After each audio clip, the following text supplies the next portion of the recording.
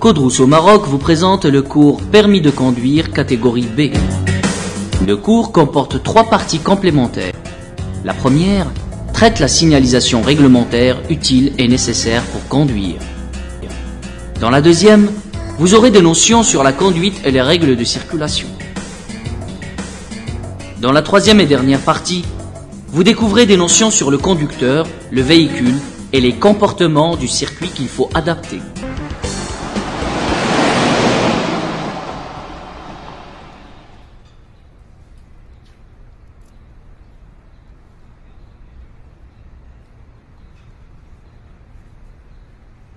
Un bon conducteur est celui qui conduit sans mettre sa vie ni la vie des autres en danger. Un accident n'est jamais dû à une fatalité, ni à un simple hasard. Il est dans la possibilité de chacun de nous d'éviter un accident, surtout lorsqu'on s'estime un conducteur consciencieux. Essayer d'éviter un accident consiste tout simplement à écarter les facteurs ou les petits éléments qui le rendent inévitable. À titre d'exemple, des pneus mal gonflés sont exposés à un éclatement très probable. La fatigue diminue la vigilance du conducteur. Il réagit avec un temps de réaction beaucoup plus long face à un danger. Rouler sur une chaussée glissante à une vitesse inadaptée entraîne le dérapage du véhicule aussi. Ne pas respecter les grandes règles du code de la route contribue à s'exposer inutilement à des risques qui se transforment en accident. Un accident n'arrive pas qu'aux autres. J'aimerais bien connaître leur origine, ça peut m'aider à les éviter. D'une manière générale, on a tendance à attribuer un accident à une cause unique si on ne le relie pas à la fatalité. La réalité, c'est qu'un accident est dû à un mauvais comportement, à une sous-estimation du risque, à une négligence ou une imprudence, c'est-à-dire à une faute de conduite, dont les conséquences sont dans certains cas dramatiques. Donc l'accident est au fait le résultat d'une accumulation des risques pris par l'usager de la route. Cependant, l'analyse des statistiques montre qu'il existe toujours un risque dominant qui provoque l'accident. Ce risque est considéré alors comme le facteur principal. Et bien sûr, comme on va le voir, il sera retenu dans les statistiques des accidents. Par exemple, on dénombre les accidents dus au non-respect de la priorité, accidents dus à l'excès de vitesse. Les chiffres que je vais t'annoncer sont alarmants. C'est selon le recueil des statistiques d'accidents corporels de la circulation routière de l'année 2002, qui a été publié par la Direction des routes et de la circulation routière après l'exploitation des formulaires statistiques établis au moment des accidents par les services de la Sûreté nationale et de la Gendarmerie royale. En 2002, le nombre des accidents recensés sur l'ensemble du réseau routier national s'élève à 52 737, qui ont fait 3 761 tués et 81 365 blessés. C'est-à-dire 10 tués par jour et 2 blessés toutes les 7 minutes. C'est énorme. J'aimerais bien avoir une analyse plus ou moins détaillée de ces données. La première figure nous donne une idée sur la répartition des tués entre la ville et la campagne. Et comme tu peux le déduire, il y a beaucoup plus de tués en rase campagne qu'en ville. Pratiquement le double, malgré que les accidents sont plus nombreux en ville qu'en rase campagne. Oui, c'est ce que je vois. Ceci est normal, puisque la circulation est beaucoup plus importante en ville et les conducteurs ne peuvent pas rouler très vite. Cependant, cette répartition montre aussi que les accidents en campagne sont beaucoup plus meurtriers. Et je suppose que ceci peut s'expliquer entre autres par le non-respect de la limitation de vitesse imposée par la loi. Les conducteurs ont tendance à rouler à des vitesses plus élevées sur les routes nationales ou sur les autoroutes. Parfois même, c'est excessif. La deuxième figure montre la répartition des tués selon la catégorie d'usagers. Comme tu peux le constater dans ce cas, les piétons sont les plus touchés. Si on analyse le graphique des tranches d'âge des piétons tués sur la route, on constate que les plus touchés par les accidents et les plus exposés sont les enfants et les personnes âgées. Malheureusement, après analyse de toutes ces données, le Maroc figure parmi les pays à haute fréquence d'accidents de la route. Cette situation non seulement elle endeuille chaque année des milliers de familles, mais elle constitue un lourd fardeau que nombreux secteurs surmontent difficilement. Ainsi, l'économie de notre pays se trouve gravement affectée puisque personne ne peut ignorer aujourd'hui le coût d'une vie humaine emportée par un accident. On ne peut diminuer cette violence routière que par une prise de conscience des risques et une modification du comportement des conducteurs. Et pour cela, je vais t'expliquer comment la combinaison de plusieurs facteurs peut entraîner des accidents parfois très graves. Comme je l'ai déjà dit, l'accident est très rarement dû à une fatalité. Au fait, ce sont les risques pris par les conducteurs qui provoquent les accidents. Ainsi, dans la majorité des cas, le facteur principal d'un accident est lié au conducteur. En effet, un conducteur fatigué qui roule par temps de pluie à une vitesse excessive s'expose à un accident inévitable à la moindre difficulté de circulation.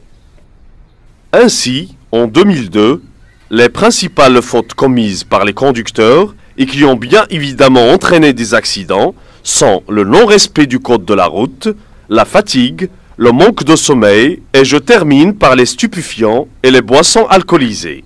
Je te conseille vivement de les prendre en considération. Je comprends par le non-respect du code de la route, brûler le feu rouge ou un stop, ne pas respecter la limitation de vitesse, refuser la priorité ou dépasser en franchissant la ligne continue, à titre d'exemple. Le conducteur augmente les risques d'accident en circulant avec un véhicule mal entretenu. Il faut prendre l'habitude de vérifier l'état de son véhicule d'une façon régulière avant de rentrer en circulation. Tu as raison, des pneus en mauvais état ou mal gonflés sont exposés à un éclatement probable une fois on se trouve à une allure soutenue. Je n'hésiterai pas à réparer la moindre défaillance des freins et je ne prendrai pas le risque aussi de circuler la nuit avec un défaut dans l'éclairage de mon véhicule. Comment on peut attribuer des accidents à des facteurs liés à l'environnement ? Au fait, c'est lié au comportement du conducteur lorsqu'il se trouve dans des conditions de conduite difficiles. C'est le cas notamment de la conduite la nuit, par temps de brouillard, par temps de forte pluie, de neige ou de verglas. Comme tu le sais, la visibilité est très faible et l'adhérence des roues à la chaussée est réduite.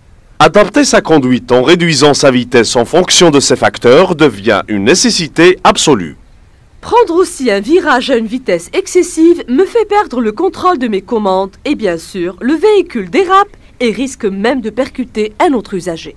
N'oublie pas aussi d'adapter ta conduite si jamais le trafic de la circulation devient lent. De toute évidence, tu ne peux pas rouler à la vitesse maximale autorisée. Ce qu'on constate très souvent, c'est que les autres usagers ont tendance à encombrer le lieu d'un accident, même en présence des secours. La circulation devient difficile. C'est vrai, ma présence dans ce cas est inutile. En revanche, si l'accident vient de se produire, je m'arrête immédiatement pour porter assistance à des personnes qui peuvent être en danger. Il ne faut pas s'affoler. Il faut savoir appliquer certaines notions très importantes dans le calme, en attendant l'arrivée des secours. En effet, procéder par ordre peut permettre d'éviter l'aggravation de l'accident. J'ai compris. Je me gare convenablement pour que je ne sois pas à mon tour un risque d'accident. C'est-à-dire, je me gare à une certaine distance des véhicules accidentés pour laisser la place pour les secours. Je protège les victimes et le lieu d'accident, j'alerte les secours et enfin, j'essaie de secourir avec mes propres moyens. Exact. Et pour cela, je vais te détailler chaque étape. Commence par couper le contact et si possible, débrancher les batteries des véhicules accidentés.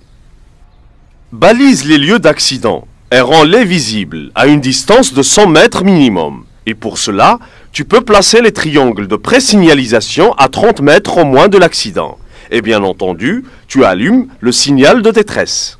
J'assure aussi la stabilité du véhicule en le calant pour l'empêcher de se déplacer ou de se renverser. Autre chose très importante, pour éviter les risques d'incendie, je ne fume pas. Et je veille à ce que personne ne fume tout près du véhicule. Mais en cas d'incendie, et à défaut d'extincteur approprié, utilise du sable ou une couverture. Surtout, évite l'utilisation de l'eau. Si l'accident s'est produit la nuit, il faut absolument éclairer les véhicules accidentés par les phares d'un autre véhicule placé d'une façon perpendiculaire à l'accotement. J'utilise même la lampe de poche si j'en ai une. Après, tu alertes rapidement. N'oublie pas que dans cette situation, Les minutes et même les secondes comptent pour sauver une vie humaine. Sois claire et très précise pour communiquer ton message au service des secours pompiers, à la police située en ville ou à la gendarmerie royale située en rase campagne. Tu indiques bien sûr le lieu de l'accident, sa nature et les véhicules impliqués, le nombre exact et l'état des blessés. Pour cela, j'utilise le téléphone public ou le mien. Sinon, je fais donner l'alerte par un autre usager, sachant que la communication est gratuite. Quels sont les gestes simples et efficaces qui peuvent sauver la vie d'un accidenté et que je peux faire avant l'arrivée des secours sans aggraver son état? Apporte-lui d'abord un réconfort moral s'il est conscient et protège-le avec une couverture. N'essaie surtout pas de le transporter dans ta voiture. Il ne faut pas non plus lui donner quelque chose à boire. Si le blessé est un motocycliste, ne lui retire pas son casque. Mais si la victime est en danger, je veux dire s'il y a risque d'incendie, de noyade ou risque de chute dans un ravin, je dois le protéger quand même. Dans ce cas, son déplacement est évident. Il ne faut pas le tirer par les membres. Il faut éviter la moindre torsion de la colonne vertébrale. Et pour cela, il faut que l'ensemble tête, cou, tronc reste sous forme d'un bloc rigide. Tu places ensuite la victime dans la position latérale de sécurité. Exact. D'ailleurs, ce sont les deux dangers qui peuvent provoquer la mort avant l'arrivée des secours. Au fait, avoir en tête quelques notions de secourisme peut servir à n'importe quel moment de la vie. Je viens de parler de la position latérale de sécurité. Comme il te le montre la photo, il faut allonger le blessé sur le côté, avec le genou supérieur fléchi pour assurer sa stabilité, la tête bien calée et la bouche vers le sol pour faciliter le rejet. D'autres dangers m'inquiètent et je me pose la question comment je peux réagir dans le cas d'une hémorragie grave ou dans le cas où il y a risque d'asphyxie de la victime. Pour combattre l'hémorragie, il faut l'arrêter en exerçant des pressions entre le cœur et la plaie. La photo montre qu'il existe sur le corps humain des points de compression différents. Au niveau de la carotide, du bras et au niveau de la cuisse.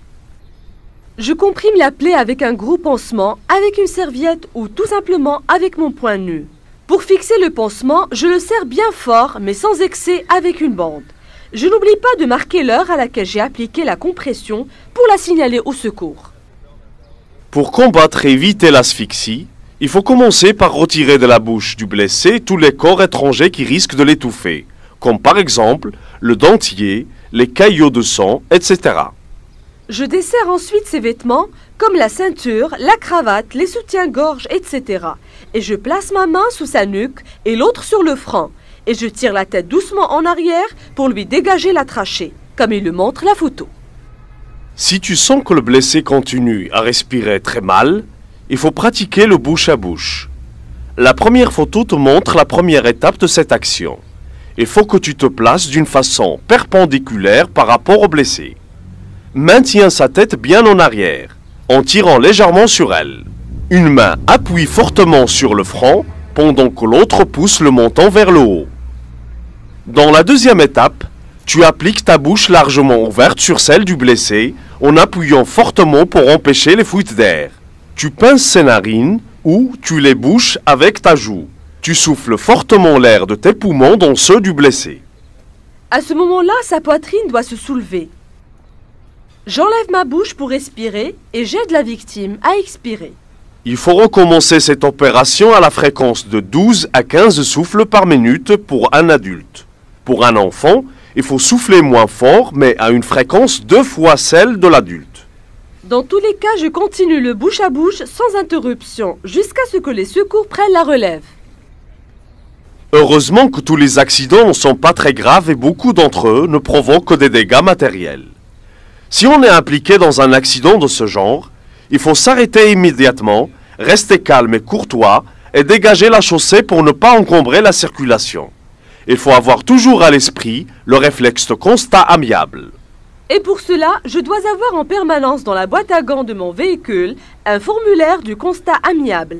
Je dois le rédiger avec beaucoup de précision en décrivant d'une façon claire les faits de l'accident. Ça me permettra de bien défendre mes droits et de me faire indemniser. Je te recommande aussi d'avoir un stylo, de la craie à mettre ruban et une torche électrique. Il faut remplir le constat amiable à deux. Si tu analyses bien le formulaire, on constate qu'il y a différentes rubriques à remplir. Sur la première, il est indispensable de préciser la date, l'heure et le lieu de l'accident. Le lieu est une donnée très importante. Dans certains cas, l'assureur se déplace sur le lieu de l'accident pour vérifier certains points. N'oublie pas de préciser la nature de la route. Je veux dire par cela, est-ce qu'il s'agit d'une route nationale, d'une autoroute, etc. Même s'il y a des blessés légers, je les signale. Si l'accident a provoqué des dégâts matériels autres que ceux des deux véhicules, il faut les décrire, comme par exemple des objets personnels endommagés, une vitrine cassée, etc. Le dernier point concerne la présence ou l'absence des témoins. Je te recommande de noter leur nom, leur adresse et leur numéro de téléphone si possible. Leurs témoignages peuvent te servir en cas de désaccord avec l'autre conducteur. Là, je vois deux colonnes. Je peux remplir la colonne verte comme je peux remplir la colonne rouge. Pour remplir cette rubrique, je me réfère à la carte grise du véhicule. Dans la rubrique qui suit, tu te réfères cette fois-ci à l'attestation de l'assureur. La quatrième rubrique me concerne, et pour la remplir, j'ai besoin de mon permis de conduire. Comme sur la photo, tu marques par une flèche le point de choc initial sur ton véhicule. Ton adversaire doit procéder de la même manière et marquer à son tour le point de choc initial sur le sien.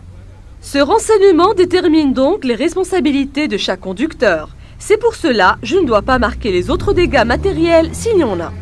N'oublie pas de marquer aussi ce que tu as observé au moment de l'accident, comme par exemple un excès de vitesse, un non-respect de la priorité ou d'un panneau stop. Là, il s'agit de la partie centrale du formulaire. Exactement. C'est dans cette rubrique qu'il faut marquer les autres dégâts apparents sur le véhicule. Et bien sûr, pour les dégâts que tu ne peux pas voir, c'est à l'expert de se charger des détails. Grâce à un carbone, le constat amiable est reproduit en double exemplaire. Une fois signé, je sépare le formulaire en deux et je donne un exemplaire à mon adversaire. Chacun de vous deux complète le verso de son document. C'est une partie où tu dois reproduire un plan détaillé de l'accident et mentionner ses circonstances. Tu seras mené à signaler aussi s'il y avait ou non un procès-verbal de la police ou de la gendarmerie royale. Et si jamais il y a d'autres dégâts autres que les deux véhicules, il faut les détailler aussi. Une fois fini, je fais parvenir mon constat amiable à mon assureur dans un délai maximum de 5 jours. Il faut savoir une chose très importante. Le constat amiable n'est pas valable lorsque le véhicule de ton adversaire est un véhicule de service appartenant à l'État marocain. On vient de voir que si jamais tu es impliqué dans un accident et que tu es responsable des dégâts causés à l'autre usager, tu es obligé de l'indemniser. Malheureusement, à la suite d'un accident routier, le montant d'indemnisation, d'une pension d'invalidité par exemple, d'un véhicule détruit, d'un immobilier endommagé est très élevé et par conséquent, le conducteur ne peut pas faire face à des frais de cette ampleur. C'est pour cette raison que la loi a imposé une assurance obligatoire qu'on appelle aussi responsabilité civile. À côté de cette assurance obligatoire, il existe une assurance facultative. Explique-moi alors les risques couverts par l'assurance obligatoire et les risques couverts par l'assurance facultative. La première couvre les risques A et B, c'est-à-dire tous les dommages matériels et corporels que tu as fait subir à autrui. Bien entendu, les dommages que tu as subis toi à ton tour ne sont pas pris en charge par ton assureur. Mais comment je peux recevoir des indemnités pour les dommages de mon véhicule? C'est l'assurance facultative qui les prend en charge. Je t'explique. Les conséquences d'un accident, comme le cas d'un choc avec un mur, ou dans le cas où le véhicule se renverse à la suite d'un dérapage, sont couvertes par cette assurance. C'est ce qu'on appelle les risques C. Je comprends. Les risques D et E sont aussi couverts, c'est-à-dire le cas où il y a détérioration du véhicule à la suite d'un incendie ou en cas d'un vol. Enfin, il y a le risque F, qui concerne le bris de glace et pare-brise, et le risque G, qui est relatif aux frais d'une action judiciaire. Autrement dit, tu peux assurer ton véhicule, si tu le souhaites, pour tous les risques qu'il peut subir. Dans ce cas, tu vas avoir ce qu'on appelle une assurance tout risque, qui couvre les risques C, D, E, F et G dont on vient de parler.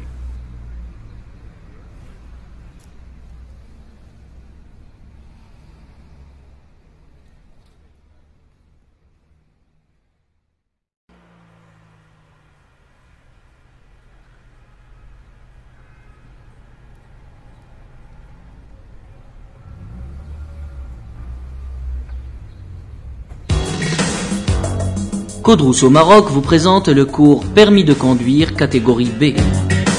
Le cours comporte 3 parties complémentaires. La première traite la signalisation réglementaire utile et nécessaire pour conduire. Dans la deuxième, vous aurez des notions sur la conduite et les règles de circulation. Dans la troisième et dernière partie, vous découvrez des notions sur le conducteur, le véhicule et les comportements du circuit qu'il faut adapter.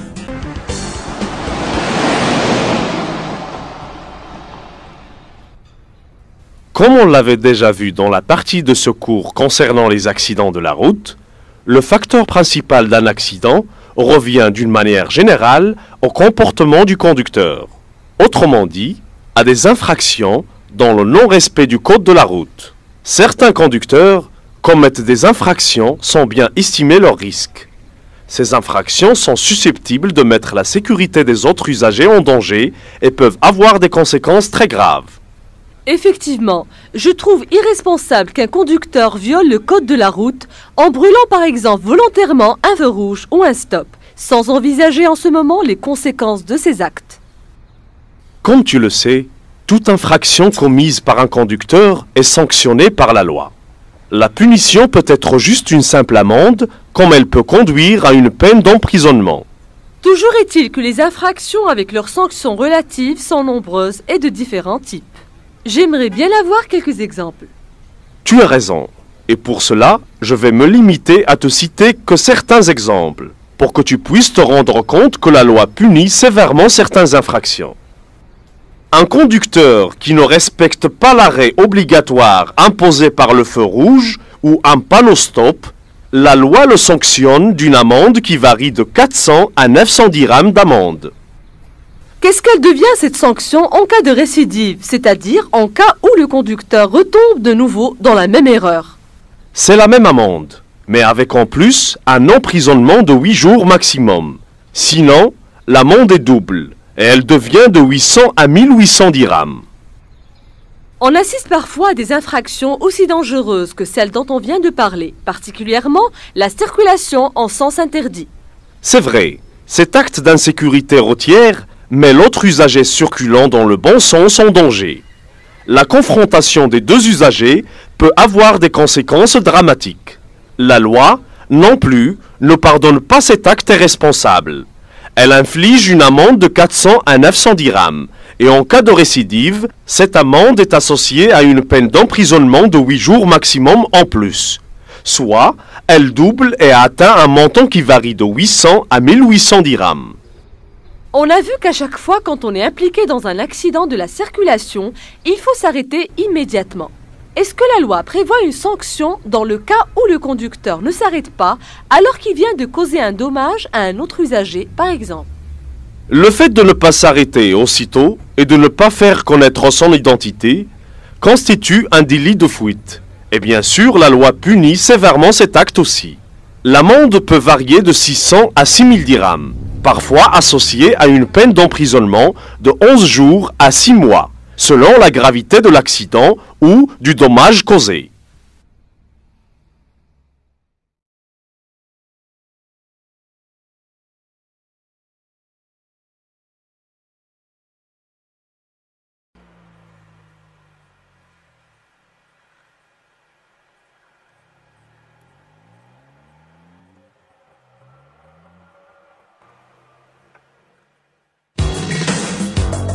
Codrous au Maroc vous présente le cours Permis de conduire catégorie B.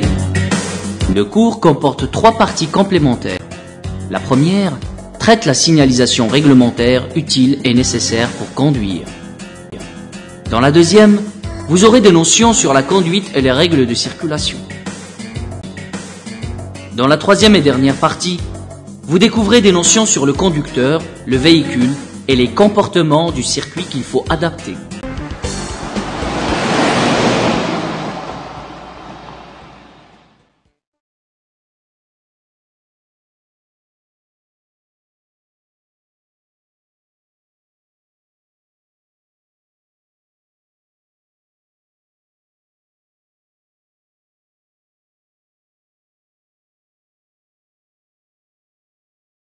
Je veux dire par les documents administratifs des papiers concernant le conducteur et des papiers concernant le véhicule. Bien sûr, pour conduire un véhicule, il faut posséder un permis de conduire de la catégorie correspondante. Par exemple, il faut un permis B pour conduire un véhicule de tourisme ou un véhicule de transport de marchandises dont le poids total autorisé en charge ne dépasse pas 3500 kg. En ce qui concerne le véhicule, il faut la carte grise qu'on appelle aussi carte d'immatriculation, qui est au fait une carte d'identité du véhicule.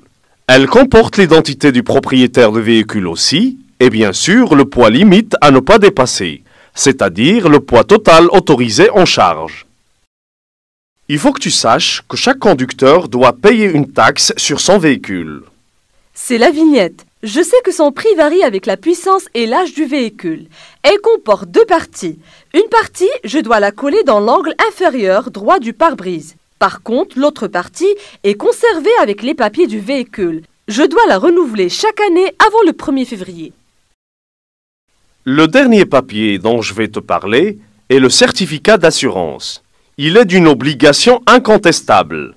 À chaque fois que tu prends le volant, tu es responsable de tous les dommages causés par ton véhicule. Et par conséquent, tu dois prouver que tu es assuré en présentant l'attestation d'assurance. Autrement dit, c'est un justificatif auprès des forces de l'ordre, attestant que le véhicule est couvert par une assurance responsabilité civile à l'égard des tierces.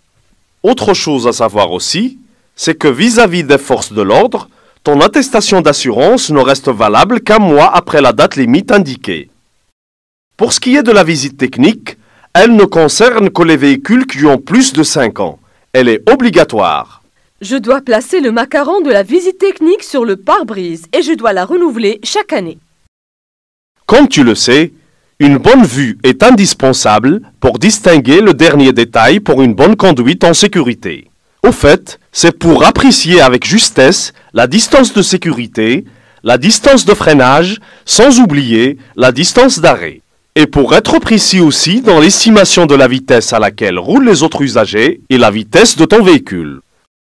Il faut donc procéder à une correction lorsque le conducteur présente une insuffisance dans son acuité visuelle.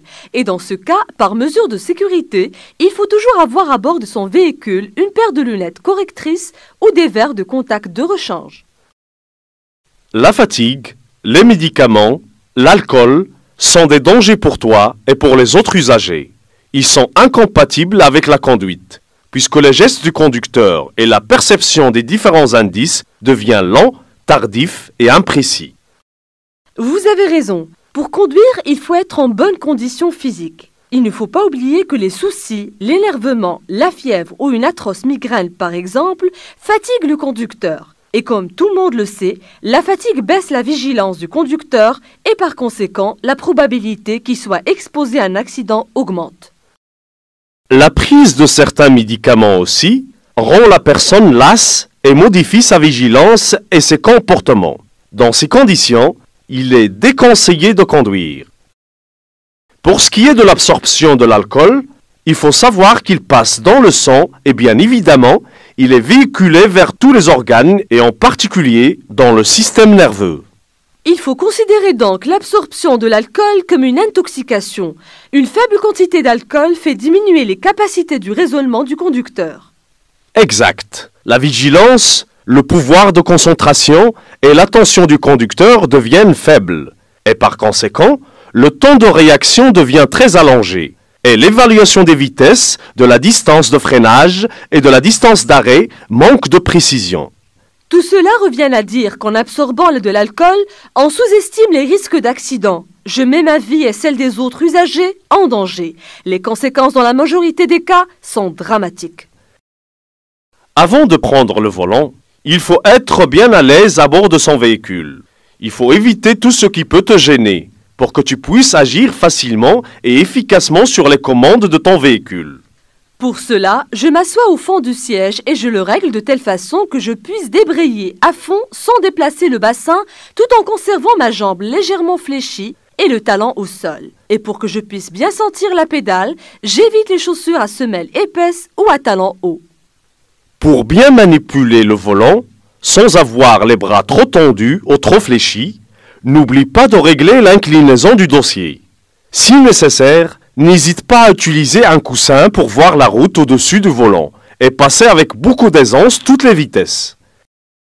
Attacher la ceinture de sécurité en tout lieu et en tout temps est un geste capital pour ta sécurité et celle des passagers qui t'accompagnent. Au Maroc, et jusqu'à présent, la ceinture de sécurité n'est obligatoire que pour le conducteur et seulement pour les passagers de devant hors agglomération. Néanmoins, il est recommandé que tous les passagers, y compris le conducteur, soient attachés en et hors agglomération. C'est normal, puisque la ceinture de sécurité empêche les passagers de se projeter contre le volant ou le pare-brise, en cas d'un freinage brutal.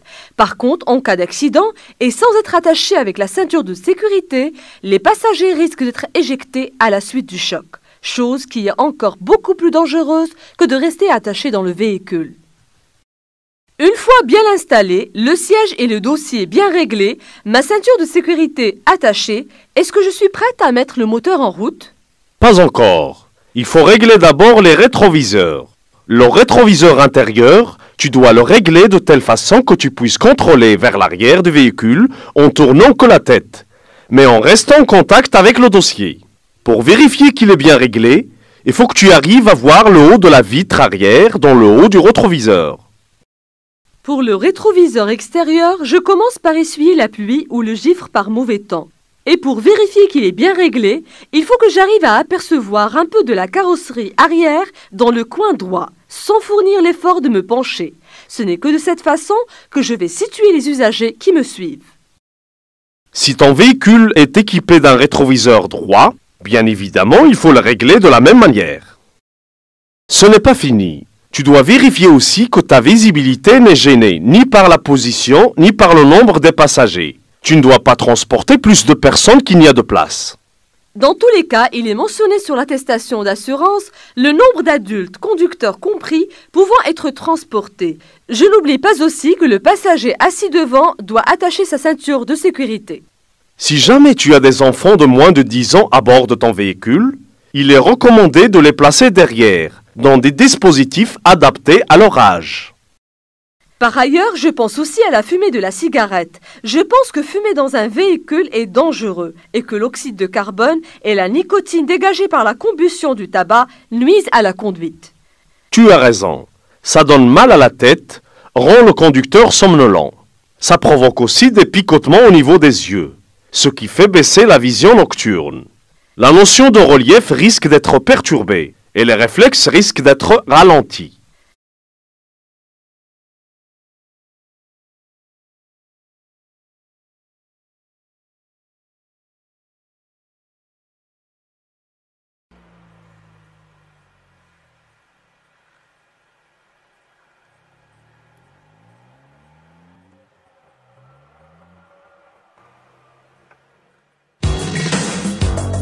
Codrous au Maroc vous présente le cours Permis de conduire catégorie B. Le cours comporte 3 parties complémentaires. La première traite la signalisation réglementaire utile et nécessaire pour conduire. Dans la deuxième, vous aurez des notions sur la conduite et les règles de circulation. Dans la troisième et dernière partie, vous découvrez des notions sur le conducteur, le véhicule et les comportements du circuit qu'il faut adapter.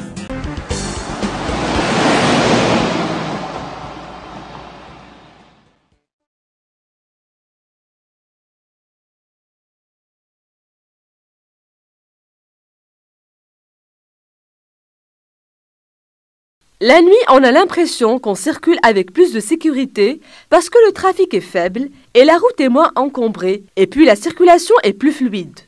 C'est faux. L'analyse de certains problèmes montre le contraire. À la tombée de la nuit, on voit moins bien. L'œil humain ne distingue ni les formes ni les reliefs. Les conducteurs se repèrent mal. Des détails visibles de jour leur échappent la nuit. Les risques d'endormissement à cause de la fatigue sont plus grands. Et par conséquent, l'appréciation des distances et des vitesses devient difficile, voire même fausse. De même, par temps de pluie, de neige, de verglas ou par temps de brouillard, les problèmes de visibilité s'accentuent et la conduite devient difficile. Dans ces conditions atmosphériques, je me rends visible en éclairant mon véhicule et j'adapte mon allure en fonction de la distance de visibilité afin de minimiser les risques d'accident et d'assurer ma sécurité et celle des autres usagers. Pour mieux voir et être vu, le véhicule est équipé à l'avant de dispositifs obligatoires. En effet, en manœuvrant la commande d'éclairage, on peut allumer selon les lieux ou les circonstances les feux de position, les feux de croisement, les feux de route. Les feux de position ne servent pas à mieux voir, mais surtout à être vus. Ils n'éclairent pas la route. Je ferai usage de mes feux de position en agglomération suffisamment éclairés ou pour stationner en dehors des parkings, sur une chaussée non éclairée afin de rendre mon véhicule visible aux autres usagers. L'allumage des feux avant commande automatiquement l'allumage des feux rouges et l'éclairage de la plaque d'immatriculation. Mon véhicule est visible alors, à l'avant comme à l'arrière. Les feux de croisement permettent de mieux voir et d'être vus. Ces feux ne sont pas très puissants. Ils ont la particularité de ne pas éblouir. Donc, j'allume ces feux pour suivre ou croiser un véhicule, un piéton ou un cycliste. Que je sois en agglomération ou hors de celle-ci, sur une route pourvue d'un éclairage public intense et continu. L'utilisation des feux de croisement seul suffit. Je peux voir la chaussée distinctement sur une distance suffisante. Les feux de route sont des feux très puissants. Leur zone de visibilité est étendue. Ils permettent un excellent éclairage de la route. Normalement, sur toutes les routes non éclairées, on circule en feu de route pour voir le plus loin possible. L'usage des feux de route m'est autorisé alors, même lorsque je traverse une agglomération non éclairée. Je n'oublie en aucun moment que les feux de route sont éblouissants. Bien entendu, je ne dois gêner ni l'usager venant en sens inverse, ni celui allant dans la même direction que moi. Je passe naturellement en feu de croisement. On vient de voir que les feux de route sont les plus appropriés pour voir le plus loin possible. Ils sont interdits en cas de croisement avec un usager. Il faut savoir coordonner pour disposer d'une meilleure visibilité afin de se gêner le moins possible. Et si je suis ébloui par les feux d'un autre usager qui me croise, que dois-je faire? S'il s'entête à rester en feu de route, ne pense surtout pas à laisser les tiens allumés pour le punir. Il faut éviter de regarder ces feux. Plutôt, regarde le plus loin possible le bord droit de la route. Serre à droite, ralentis et fais un appel lumineux pour lui faire comprendre que tu es gêné. De la même manière, lorsqu'on suit un autre véhicule, l'utilisation des feux de route est très dangereuse. Je pense que le principe est simple. Dès que mes feux de route commencent à éclairer l'arrière du véhicule qui est devant moi, il faut passer en feu de croisement. Je n'oublie surtout pas que dans le cas contraire, le conducteur est ébloui par ses propres rétroviseurs. Si jamais tu es gêné par un véhicule qui te suit de près en feu de route, pour diminuer les effets de l'éblouissement, ne dérègle pas tes rétroviseurs. Non plus, ne roule pas plus vite pour augmenter la distance qui vous sépare. Ce qu'il faut faire dans un premier temps, c'est utiliser tout simplement la position nuit du rétroviseur intérieur. Sinon, et si tu es très gêné, tu ralentis sans freiner pour l'inciter à te dépasser. Supposons maintenant que je suis sur le point d'être dépassé. Comment je peux coordonner avec le conducteur qui va effectuer sa manœuvre? Tout d'abord, c'est une manœuvre très dangereuse la nuit et qui a des conséquences très graves en cas d'accident. En effet, il devient difficile la nuit d'estimer d'une façon plus ou moins exacte la distance d'approche du véhicule qui vient d'en face. C'est pour cela qu'il faut effectuer cette manœuvre avec beaucoup de prudence. Avant de l'entreprendre, il faut être sûr de pouvoir se rabattre en toute sécurité sans mettre l'usager venant d'en face en danger. La nuit, cette manœuvre obéit à des règles pour éviter les effets de l'éblouissement. Je t'explique. Sur l'illustration, avant de déboîter, la voiture rouge annonce son intention de dépasser par un appel bref de phare. La voiture bleue doit rester en feu de route jusqu'à ce que la voiture rouge arrive à sa hauteur.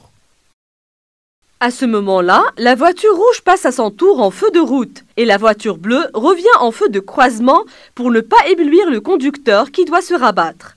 Je vois bien, avec cette bonne collaboration et cette bonne coordination entre les deux conducteurs, celui qui dépasse peut bien voir devant lui et effectuer sa manœuvre sans qu'il soit ébloui. L'intersection est un endroit de rencontre des véhicules très dangereux. La nuit plus que jamais. Il est recommandé de signaler sa présence et son intention de franchir l'intersection selon les règles de priorité. Le moyen de communication par excellence est l'appel de phare. Le but est de s'assurer qu'on a été vu. De la même manière, au niveau d'un virage, d'un sommet de côte, la visibilité est réduite. Je signale ma présence par un simple appel de phare. La nuit, certains usagers ne sont pas visibles de loin. C'est le cas des piétons et des cyclistes. Ils ne sont perçus par les autres conducteurs qu'au dernier moment. Dans des endroits obscurs, par exemple, on peut être surpris par la présence d'un piéton qui pense qu'on l'a vu et qu'on va ralentir et s'arrêter pour lui céder le passage si nécessaire. Rappelle-toi, au début de ce cours, on a dit que des conditions météorologiques mauvaises rendent la circulation très difficile et imposent une très grande attention. Des précautions simples limitent les risques et permettent une circulation plus sûre. Prenons le premier cas, les risques de la conduite par temps de brouillard. En effet, je ne dispose pas d'une visibilité suffisante et par conséquent, les risques sont multiples. Je risque de ne pas être vu à temps par l'usager qui me suit, comme je risque aussi de voir trop tard un obstacle, un véhicule accidenté ou en panne par exemple. Pour cela, je roule bien à droite et pour rester toujours dans ma voie de circulation, je me sers surtout du marquage au sol. Si je suis un autre véhicule, je prévois une distance de freinage plus grande. J'augmente alors considérablement mon intervalle de sécurité. De toute évidence, j'adapte ma vitesse à ma visibilité tant qu'il y a du brouillard. Ce n'est que de cette manière-là que je peux m'arrêter dans l'espace visible que j'ai devant moi. À titre d'exemple, si tu te trouves dans une situation où ta visibilité ne dépasse pas 50 mètres, il serait très dangereux de rouler à plus de 50 km/h. N'oublie pas, le principe est toujours le même. Il faut voir et être vu. Pour mieux voir, il est indispensable d'allumer les feux de croisement. Si ton véhicule est équipé de feux de brouillard, c'est le moment de les allumer en même temps que les feux de croisement. Tu peux les garder allumés pour suivre ou croiser un véhicule. Et pour être vu, il faut que j'allume les feux de croisement. L'allumage de mes feux de croisement commande automatiquement celui des feux rouges arrière et l'éclairage de la plaque d'immatriculation. Bien entendu, les feux arrière de brouillard rendent mon véhicule plus éclairé et bien sûr plus visible de très loin. Une fois le brouillard dissipé, je n'oublie pas de les éteindre. Leur forte lumière est éblouissante pour l'usager qui me suit ou qui me croise. Par contre, les feux de route, à la différence avec ce que tu peux penser, ne permettent pas de bien voir. Bien au contraire, leur utilisation provoque un écran lumineux qui fait accentuer la mauvaise visibilité. Quant aux feux de position, leur faible luminosité rend leur utilisation inefficace. Autre chose très importante à savoir lorsqu'on conduit par temps de brouillard. Ce sont les nappes de brouillard qui ne se forment que par endroits. Ces nappes sont de véritables pièges dangereux car elles réduisent d'une façon brutale le peu de visibilité dont disposaient les conducteurs. Je vois. Dans ce cas, j'allume mes feux de croisement, je réduis ma vitesse et je ne freine pas d'une façon brutale. Je pense à l'usager qui me suit. En plus des problèmes de la visibilité, la conduite par temps de pluie présente d'autres risques. Le premier, c'est le problème de l'adhérence. En effet, il se trouve qu'après une bonne période de sécheresse, la chaussée est très glissante dès les premières pluies, et surtout des pluies fines et peu abondantes. L'eau se mélange aux poussières et forme une pellicule de boue qui rend le sol gras et glissant. Il ne sera propre qu'après de fortes pluies. Dans ce cas, je réduis ma vitesse et je maintiens une bonne distance de sécurité. J'évite un freinage brutal car les roues se bloquent plus facilement sur une route mouillée. L'adhérence diminue de moitié lorsque la chaussée est mouillée. Ce sont les sculptures creusées sur la surface de roulement de pneus qui assurent cette adhérence. Comment?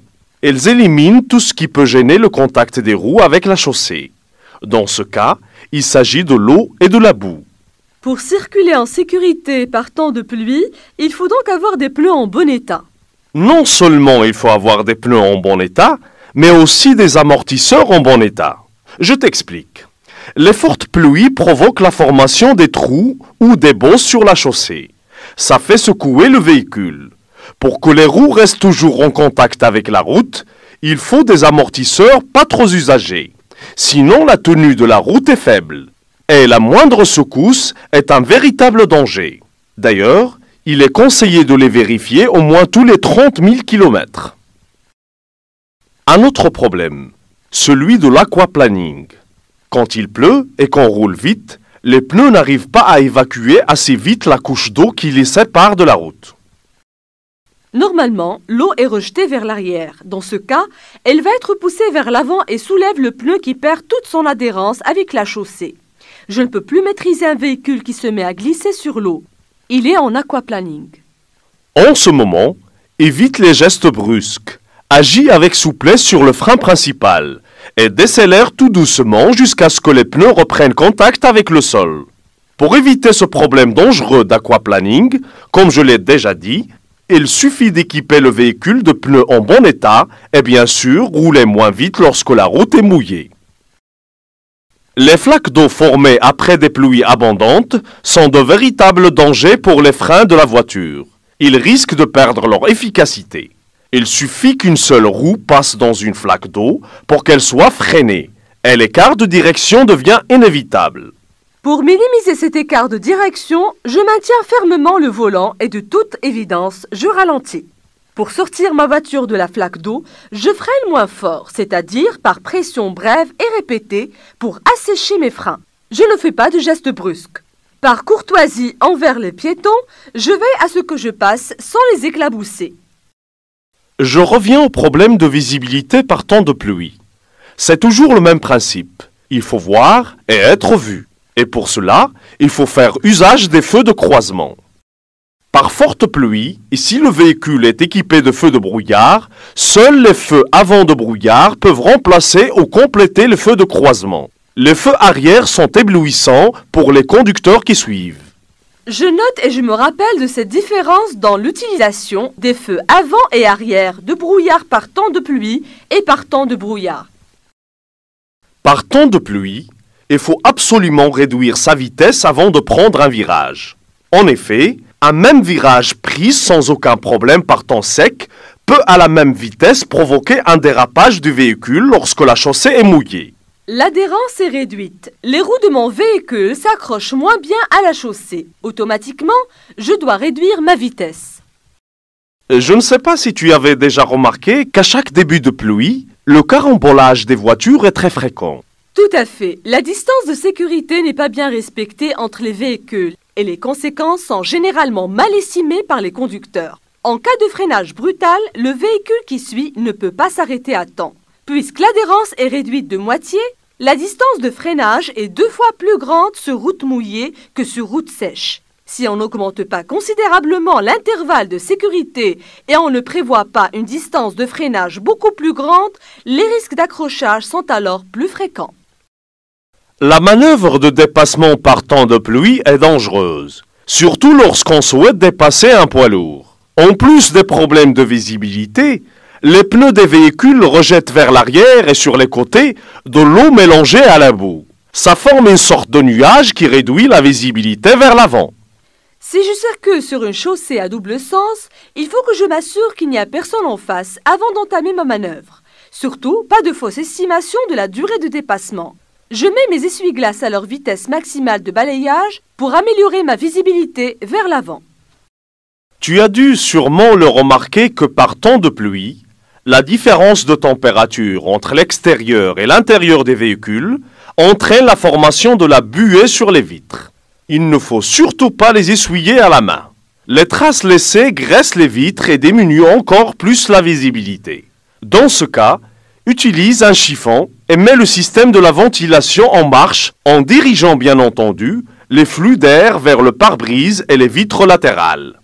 Pour la vitre arrière, il y a le dispositif de dégivrage des embuages.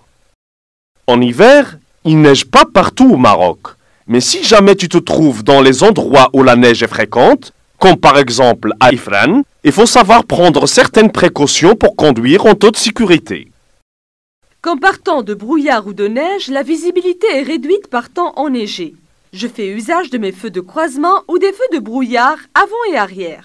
Je ne peux utiliser le lave-glace qu'à condition de l'avoir rempli de liquide antigel.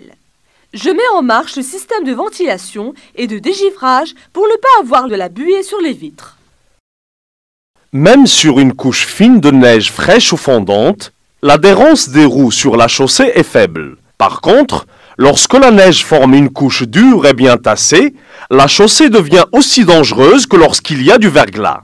La conduite dans ces conditions demande beaucoup plus d'attention et des gestes longs et bien précis. Un mouvement brutal entraîne automatiquement le dérapage de mon véhicule. Je tiens bien le volant de mon véhicule, je réduis bien évidemment ma vitesse de moitié et j'augmente l'intervalle de sécurité si je suis un autre usager. À l'arrêt, et si tu immobilises ton véhicule, il ne faut pas serrer le frein à main. Il risque de rester bloqué. D'autres inconvénients aussi peuvent surgir au moment de tourner à droite. En effet, en tournant à droite, il faut adapter sa vitesse à l'adhérence des pneus sur la chaussée enneigée. Sinon, le dérapage du véhicule est inévitable. Quand l'air est très humide et la température extérieure atteint 0 degré Celsius, il y a apparition de plaques de verglas dans les endroits où le sol se refroidit plus vite qu'ailleurs, comme c'est le cas des sous-bois, des ponts, des endroits exposés au nord et les vallées abritées. La route se transforme alors en un vrai patinoire. Le risque de dérapage est grand, car les pneus n'adhèrent plus à la chaussée. Si ce n'est pas indispensable, évite de prendre la route dans ces conditions. Sinon, je démarre mon véhicule en seconde. Bien entendu, je roule très lentement. J'agis délicatement sur le volant, le frein et l'accélérateur. Malgré une vitesse très réduite, et même en prenant les précautions dont tu viens de parler, la circulation par temps enneigé ou sur une chaussée couverte de verglas reste dangereuse. C'est pour cela que des équipements spéciaux sont recommandés pour rouler en sécurité. Même si la réglementation marocaine n'impose pas leur utilisation, la fixation des chaînes de neige sur au moins 2 roues motrices augmente l'adhérence des roues sur la neige ou le verglas. Il faut être prudent. On risque de rester bloqué sur la route. Certains tronçons ne sont praticables que si le véhicule est équipé de chaînes. Il est très conseillé de les avoir avant de décider de partir dans ces endroits où la neige est fréquente. La conduite par temps éventé présente aussi ses risques et ses dangers, comme la conduite par temps enneigé ou par temps de pluie. L'inconvénient majeur, c'est la poussée que le vent exerce sur le véhicule, provoquant ainsi une modification dans sa trajectoire. Je tiens fermement mon volant sans que je sois crispé et je réduis ma vitesse pour éviter les écarts de direction de mon véhicule. Pour contrebalancer cette poussée, je corrige ma trajectoire en braquant légèrement les roues vers la droite par exemple, si le vent souffle par la droite. Et comme le vent souffle par rafale, je dois à chaque instant agir sur le volant pour corriger ma trajectoire. Le vent est dangereux aussi parce que tu peux rencontrer des branches ou même des arbres arrachés sur la chaussée. C'est une gêne et un danger pour la circulation. Il faut être vigilant et se préparer à un éventuel arrêt d'urgence. N'oublie pas de surveiller les écarts que peuvent faire les autres usagers, surtout les cyclistes et les cyclomotoristes. Pour les dépasser, prévois un intervalle latéral plus grand et suffisant assurant ta sécurité et la leur. Comme tu viens de voir, la conduite par intempéries nécessite plus d'attention et beaucoup plus de prudence. Certaines précautions peuvent rendre la conduite plus agréable et moins contraignante. Lorsqu'il pleut ou lorsqu'il y a du brouillard, je dois me rendre visible en faisant usage de mes feux de croisement et de mes feux de brouillard. J'augmente ma distance de sécurité et j'adapte ma vitesse en fonction de la visibilité. Lorsque le vent souffle fort, je ralentis bien évidemment pour limiter les écarts de direction.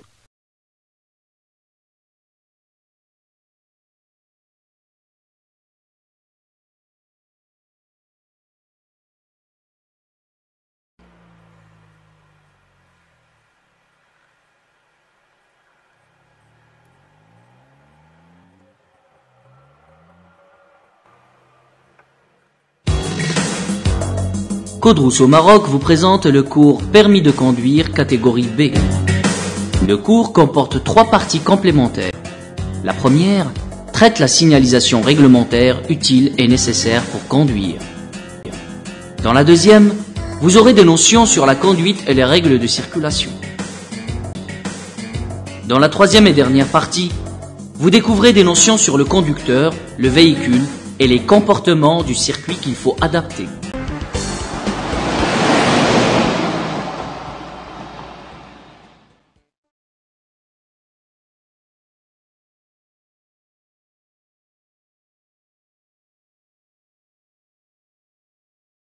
Pour une raison ou une autre, un conducteur peut faire une fausse estimation du risque, ou peut être inattentif juste pendant un laps de temps. Mais hélas, cela suffit pour qu'il se trouve dans une situation d'urgence. C'est une situation qui ne dure parfois qu'une fraction de seconde. Pendant ce bref instant, il doit non seulement choisir, mais aussi exécuter la manœuvre qui va lui permettre d'éviter l'accident ou d'en limiter les conséquences. C'est un moment difficile. Chaque situation nécessite l'application d'une manœuvre adaptée. Je préfère prendre mes précautions longtemps à l'avance et laisser une marge suffisante pour éviter de me trouver dans une situation pareille. J'aimerais bien savoir comment on doit réagir pendant un moment aussi court pour éviter un accident. Au fait, il faut faire des essais pratiques pour chaque cas avec l'enseignant de la conduite, pour faire une bonne évaluation de la situation où on peut se trouver, mais avant tout, il faut connaître certains gestes et actions qu'il faut appliquer. Dans cet exemple, le conducteur se trouve face à un enfant inattentif, qui court chercher son ballon. Le premier conseil, reste surtout calme, pas d'affolement face à un obstacle non prévu. 2 solutions sont envisageables, soit il s'arrête avant, soit il passe derrière l'enfant.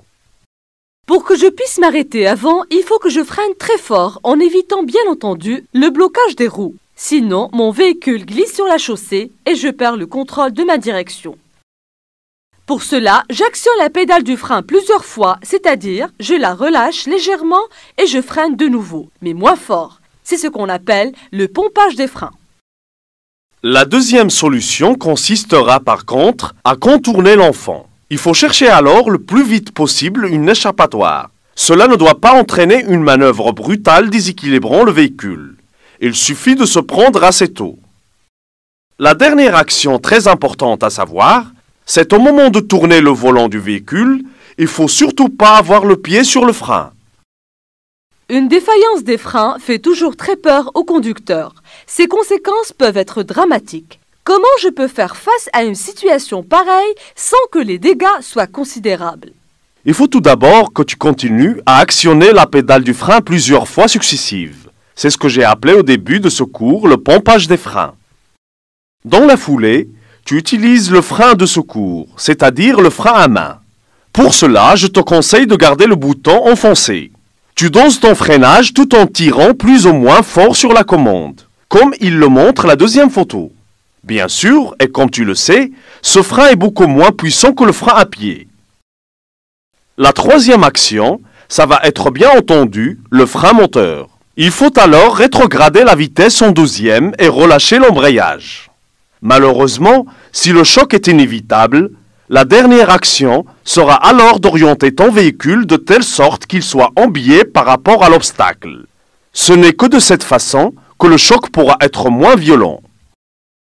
Une autre situation appelée aussi situation d'urgence, c'est lorsque ton véhicule dérape. De la même manière, j'essaie de rester calme pour maîtriser au mieux cette situation. De toute évidence, je dois éviter toute manœuvre brutale. Je ne freine pas et je n'accélère pas non plus. Il faut braquer, mais sans excès, dans le sens vers lequel l'arrière du véhicule dérape. Ce n'est qu'à la fin que tu dois accélérer légèrement pour redresser ton véhicule. La première photo montre un véhicule qui monte sur l'accotement. Là aussi, c'est une situation d'urgence. Comme me le montre la deuxième photo, je dois freiner d'une façon très modérée pour réduire ma vitesse. Ça ne sert à rien aussi de donner des coups de volant brusques. Ce n'est que de cette façon que je peux maintenir ma direction et garder le contrôle de mon véhicule. Une fois ta vitesse est suffisamment réduite, tu peux revenir progressivement sur la chaussée. Un véhicule en panne sur la chaussée ne doit pas y rester. Non seulement ça va perturber la circulation, mais aussi c'est un danger pour les autres usagers. Surtout si la panne a survenu dans un endroit dangereux comme un passage à niveau, une sortie de virage, un sommet de côte ou une intersection des routes par exemple. On peut le déplacer de quelques mètres, soit en le poussant, soit en utilisant le démarreur. Comme tu viens de dire, un véhicule en panne ne doit pas rester immobile sur la chaussée. Si je ne peux pas le pousser, j'utilise le démarreur pour le déplacer et j'applique les étapes suivantes. J'engage la première vitesse pour le déplacer vers l'avant.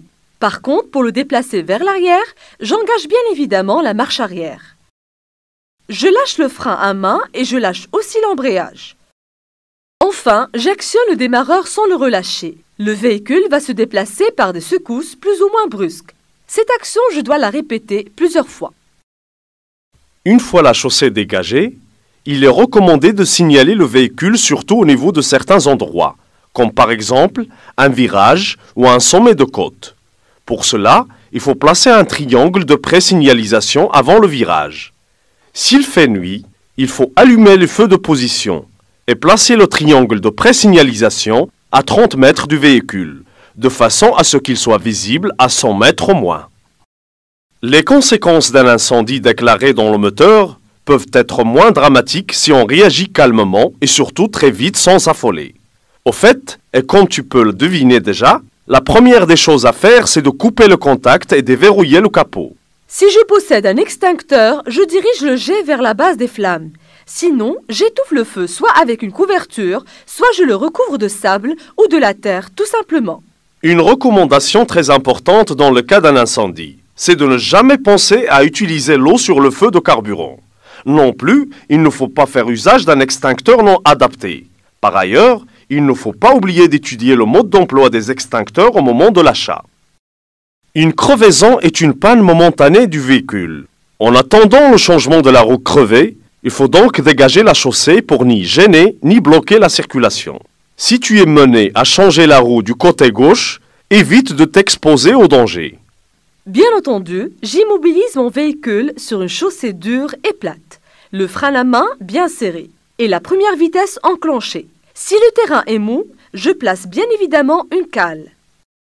Je signale mon véhicule comme tu me l'as déjà dit auparavant, c'est-à-dire en allumant les feux de détresse et je place le triangle de pré-signalisation à 30 mètres de ma voiture, de façon à ce qu'elle soit visible à 100 mètres au moins. Maintenant, explique-moi comment je peux faire pour changer ma roue crevée. C'est par étapes que tu vas procéder tout en respectant un ordre précis. Il faut tout d'abord sortir les outils nécessaires pour ce fait. La roue de secours, le cric, la manivelle et enfin, la notice de constructeur bien sûr. Dans un premier temps, tu retires l'enjoliveur et tu débloques les vis avec la manivelle comme il le montre la première photo. Sur la deuxième photo, il faut placer le cric à l'endroit prévu par le constructeur. C'est pour cela que tu as besoin de la notice. À ce moment-là, tu soulèves la voiture. J'enlève les vis et pour ne pas les perdre, je les place dans l'enjoliveur. Je remplace la roue crevée par la roue de secours. Je remets en place l'enjoliveur et je descends la voiture à l'aide du cric. Tu termines ton opération en serrant bien les vis de la roue de secours à la manivelle. Tu peux bien sûr déplacer ton véhicule, mais c'est pas tout. Vérifie le serrage des vis après 500 km. Et n'oublie pas de réparer rapidement ta roue crevée et la remettre en place aussi.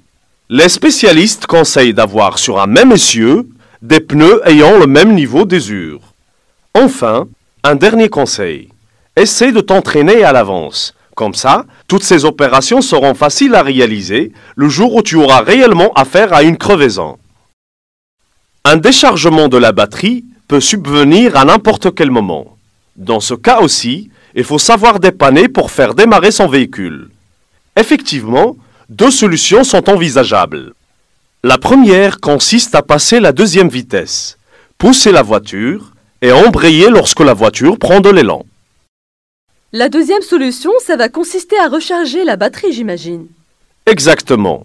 Et pour cela, on aura besoin d'une deuxième voiture. Je m'explique. Avec un câble spécial, que je te conseille d'avoir toujours avec les autres outils, on branche la batterie défaillante avec l'autre batterie d'une façon parallèle, c'est-à-dire le plus avec le plus et le moins avec le moins. Là aussi, et en présence de l'enseignant de la conduite, tu peux faire un essai pour voir que c'est très facile de dépanner un déchargement de la batterie. Que ça soit dans le premier cas ou le deuxième cas, il faut rouler assez pour que l'alternateur puisse recharger la batterie.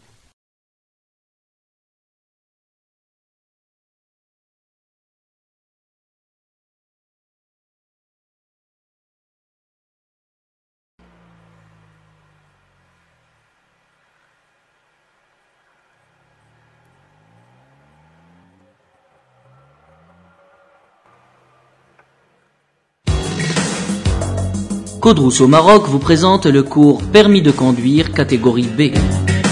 Le cours comporte 3 parties complémentaires. La première traite la signalisation réglementaire utile et nécessaire pour conduire. Dans la deuxième, vous aurez des notions sur la conduite et les règles de circulation. Dans la troisième et dernière partie, vous découvrez des notions sur le conducteur, le véhicule et les comportements du circuit qu'il faut adapter.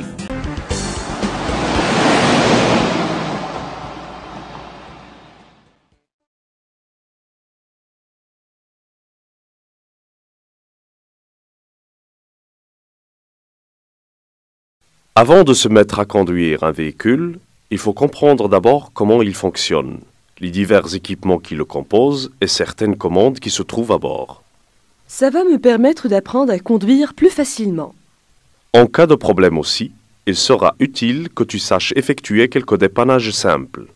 Un autre conseil, n'oublie pas qu'un véhicule a besoin d'être bien entretenu. Vous avez raison, de cette manière, mon véhicule ne risque pas de tomber alors très souvent en panne et il polluera moins. Le tableau de bord fait partie du poste de la conduite. Bien sûr, sa composition change selon les différents fabricants.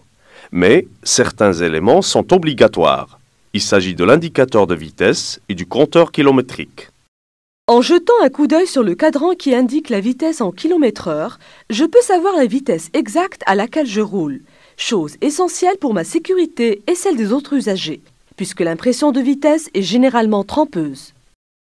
Pour ce qui est du compteur kilométrique, il sert à enregistrer les kilomètres parcourus par ton véhicule. Cela va me donner une idée dans un premier temps sur la longueur du trajet que j'ai parcouru. Et la chose la plus importante, c'est que je peux connaître aussi l'état d'usure de mon véhicule et par conséquent, je peux procéder à des opérations d'entretien si nécessaire. Maintenant, parle-moi des autres éléments non obligatoires. C'est la jauge de carburant, la jauge à huile, le compteur tour. Actuellement, on les trouve dans la plupart des véhicules. La jauge de carburant m'indiquera le niveau du carburant au niveau de réservoir. Bien évidemment, sur un long trajet, je dois jeter un coup d'œil de temps à autre sur le tableau de bord. De cette façon, j'éviterai de tomber en panne du carburant. De toutes les manières, il est accompagné d'un voyant qui s'allume une fois la consommation en carburant s'approche de la fin du réservoir. Ceci est aussi valable pour la jauge à huile. Elle est accompagnée, elle aussi, d'un voyant qui s'allume lorsque la pression d'huile devient basse.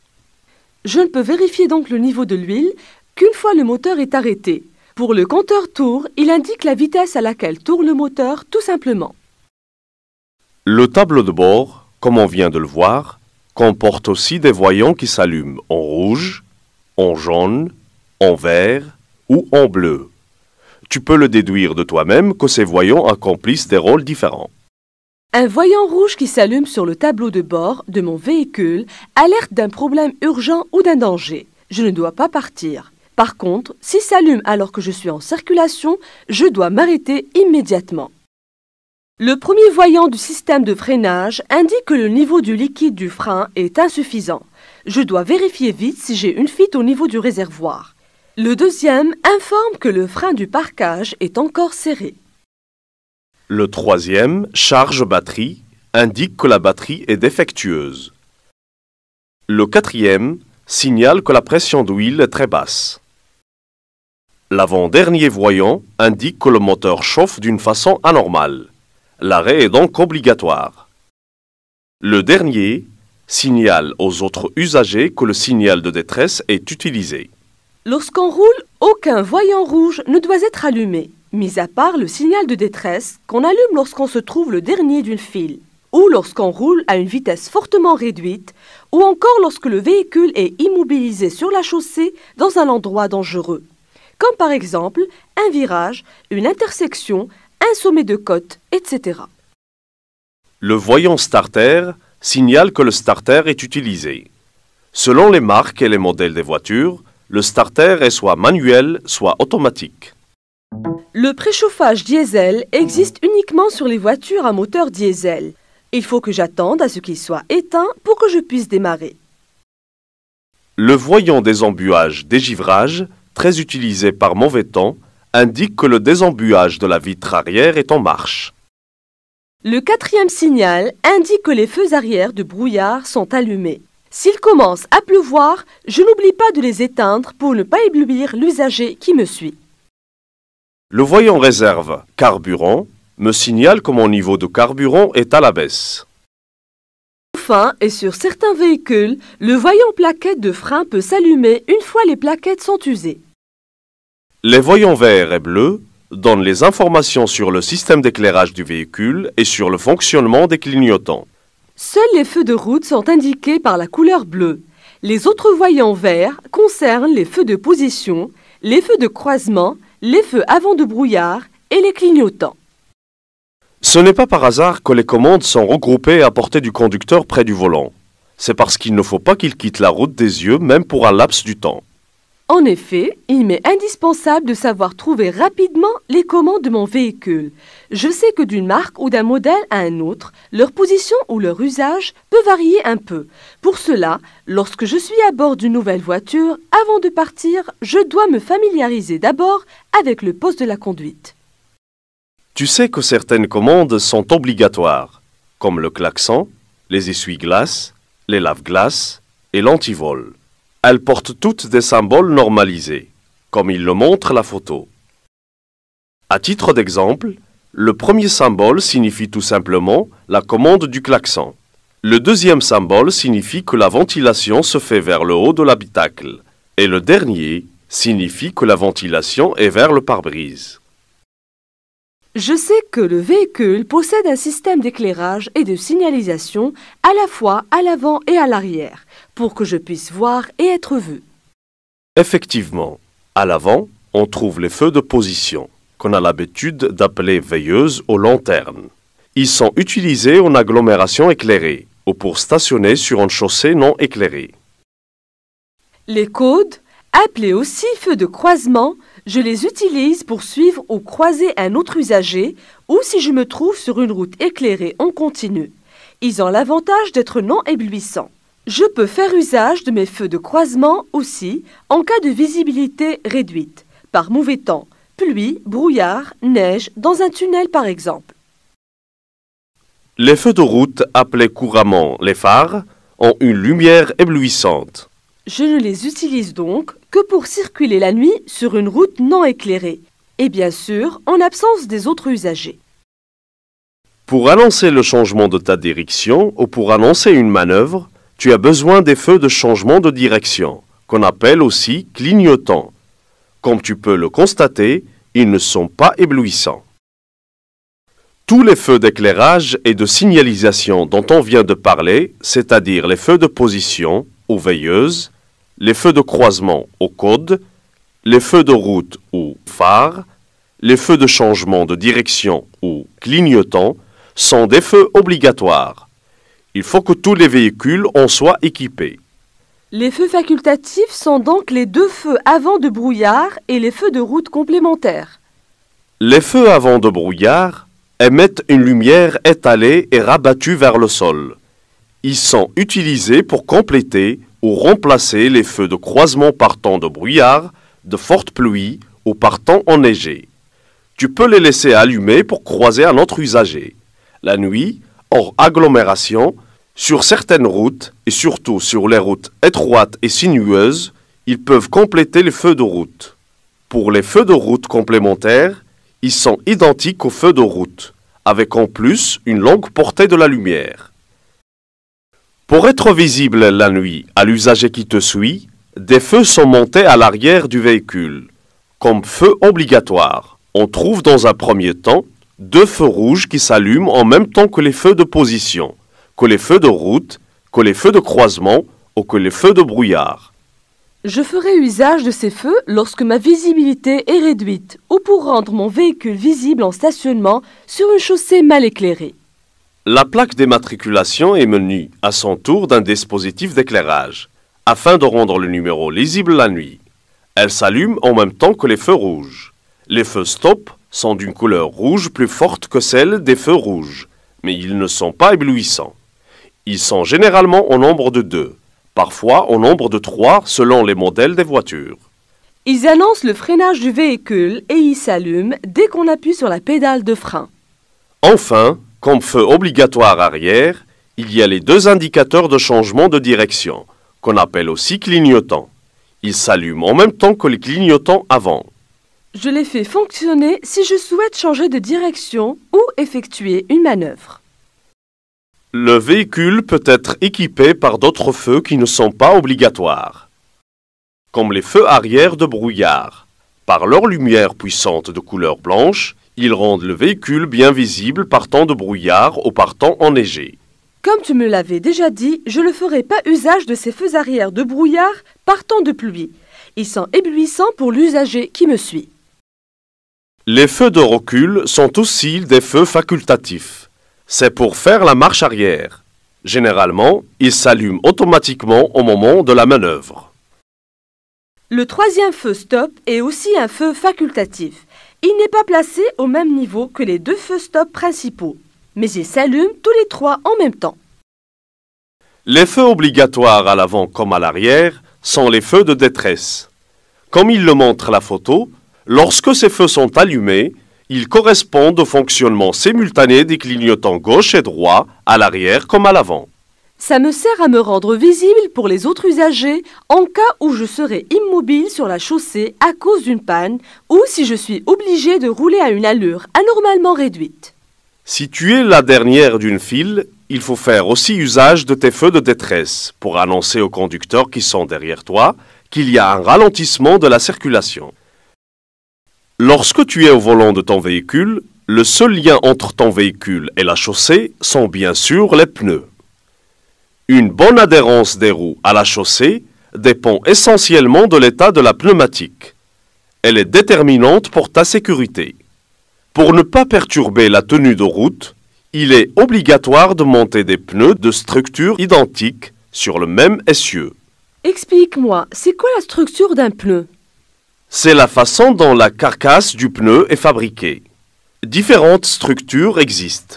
Sur la photo, c'est la structure radiale. Elle est la plus répandue parce qu'elle offre une meilleure performance et une grande adhérence. On parle aussi des sculptures des pneus. Exact. Les sculptures sont tout simplement les dessins en creux et en relief dans la bande de roulement du pneu, comme il le montre la troisième photo. Elles renseignent sur l'état d'usure du pneu. Leur rôle est principal dans l'évacuation de l'eau lorsqu'on roule sur une chaussée mouillée. Si mes sculptures sont usées et si je roule à une vitesse élevée, l'adhérence de mes roues sur une chaussée mouillée est faible. La pellicule d'eau entre le pneu et la route provoque le glissement de mon véhicule. Je ne peux plus le contrôler. Chaque constructeur donne des indications sur la pression du gonflage des pneus des véhicules. Il est recommandé de les respecter. Cette pression doit être légèrement élevée lorsque le véhicule est chargé ou si on souhaite rouler longtemps sur autoroute à une allure soutenue.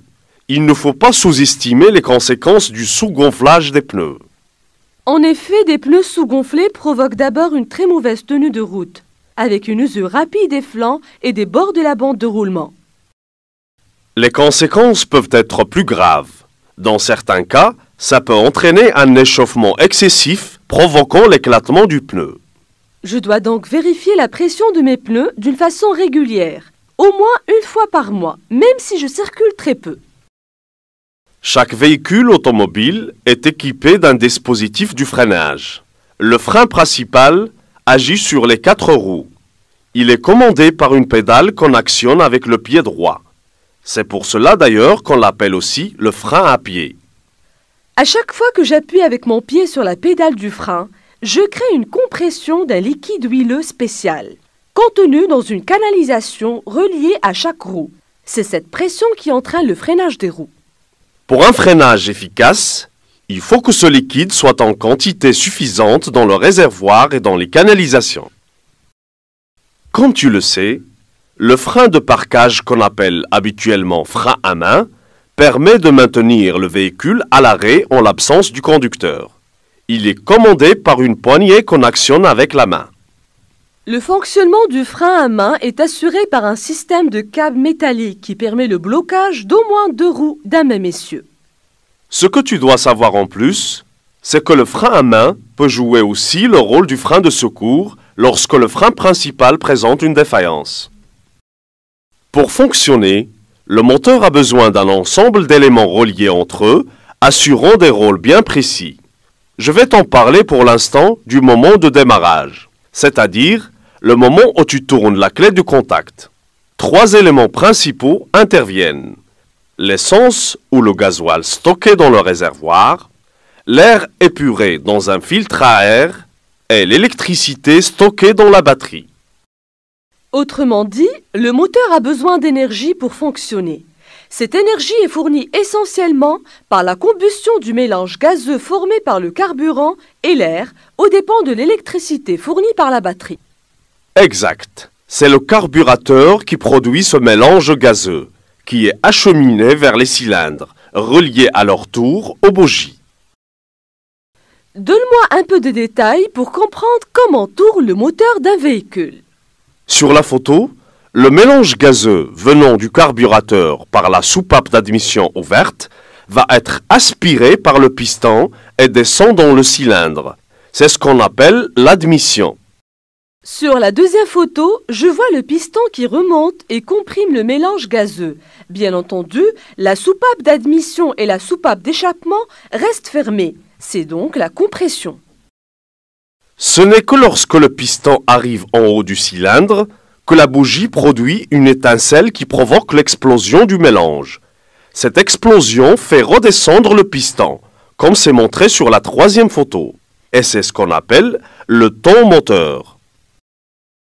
À la suite de cette explosion, il y a formation des gaz brûlés.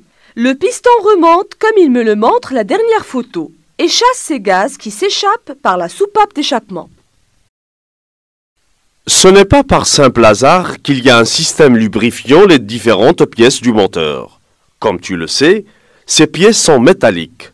Or, le frottement métal contre métal crée des frictions et du grippage paralysant tout mouvement.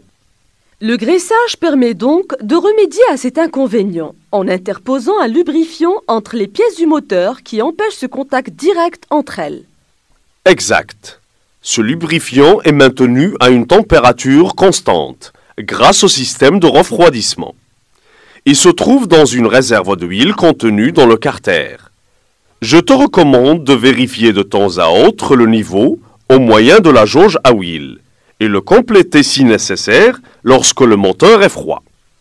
Et si je constate que cette huile est usée, il faut que je procède à la vidange, c'est-à-dire la changer. Sinon, la lubrification ne se fait pas correctement et les frottements entre les pièces mécaniques sont à l'origine d'une surconsommation de carburant. Le moteur a besoin d'être refroidi. Il produit une chaleur considérable. Au fait, au moment de l'explosion, la température des gaz au niveau des cylindres peut atteindre 2000 degrés Celsius. Le refroidissement du moteur est assuré alors par un liquide, lui-même refroidi dans le radiateur par de l'air. Le refroidissement du moteur est donc indispensable, surtout que l'huile peut perdre sa qualité et son pouvoir lubrifiant, ce qui peut augmenter les frottements entre les pièces mécaniques d'une façon excessive. Pour éviter ces ennuis, veille au bon fonctionnement du radiateur. Jette un coup d'œil de temps à autre sur les témoins de température au tableau de bord. N'oublie pas non plus de vérifier souvent le niveau de liquide de refroidissement et la propreté de la grille du radiateur aussi. Les 2 éléments principaux dans le circuit électrique d'un véhicule sont la batterie et les bougies. Comme je te l'avais expliqué, l'explosion du mélange gazeux dans les cylindres est provoquée par l'électricité. Cette électricité est stockée dans la batterie. La batterie fournit donc un courant électrique, qui est transformé en un courant haute tension qui est transmis par la suite à la bougie qui fournit à son tour l'étincelle. Pour assurer une alimentation électrique correcte, il faut veiller non seulement au bon fonctionnement de la batterie, mais s'assurer aussi de l'état des bougies.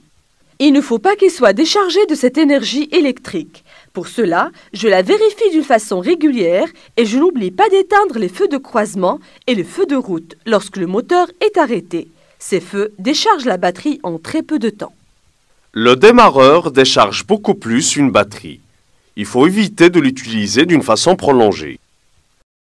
L'embrayage et la boîte de vitesse font partie du système de transmission, qui se compose en plus de deux autres éléments qui sont le moteur et les roues motrices.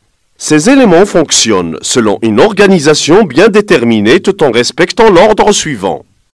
Moteur, embrayage, boîte de vitesse, roue motrice. L'embrayage sert à couper ou à rétablir une liaison entre le moteur et la boîte de vitesse, dont je vais t'en parler après. Pour comprendre ce fonctionnement de l'embrayage, il faut savoir d'abord de quoi il est composé. Au fait, et comme il le montre la photo, il est formé de deux disques. Un disque relié au moteur et l'autre disque est relié aux roues. On le commande par une pédale. D'après ce que je vois sur la photo, 3 positions des disques de l'embrayage sont possibles. Exact. Dans la première position, la pédale est totalement relevée. C'est la position embrayée. Dans cette position, les deux disques sont collés l'un contre l'autre et ils tournent à la même vitesse. Le moteur est donc relié aux roues. Dans la deuxième position, je commence à embrayer en relâchant lentement la pédale. Dans cette position intermédiaire, je fais rapprocher progressivement le disque relié aux roues du disque entraîné par le moteur. Autrement dit, le moteur va entraîner progressivement les roues. C'est le patinage de l'embrayage. On patine de cette façon lorsqu'on veut partir progressivement ou pour manœuvrer lentement. La dernière position, c'est la position débrayée, c'est-à-dire la pédale de l'embrayage est enfoncée à fond. Les disques sont séparés et par conséquent, le moteur n'est plus relié aux roues. Je débraye pour passer les vitesses et au moment de l'arrêt pour ne pas caler le moteur.